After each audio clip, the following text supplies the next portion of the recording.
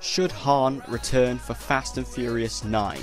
Now, there has been quite a lot of hints from, directors like Justin Lin, who directed a few of the Fast and Furious films, that the character of Han, who is a personal fan favourite and definitely a fan favourite for everyone, that he may still be alive after his death in the Fast and the Furious Tokyo Drift.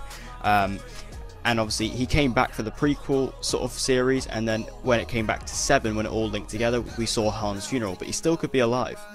Now, death has never stopped any character in the Fast and Furious franchise before.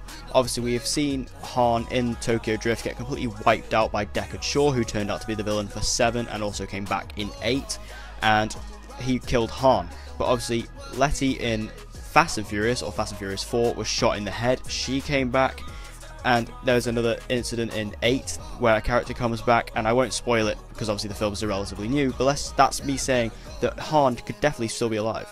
Han was just such a cool character, and he was such a good mentor to, I think his name was Sean Boswell from Tokyo Drift, and he's such a cool drifter. He always drove these amazing cars. He was like so cool, and then in the prequels he was very slick, he always knew what he was doing.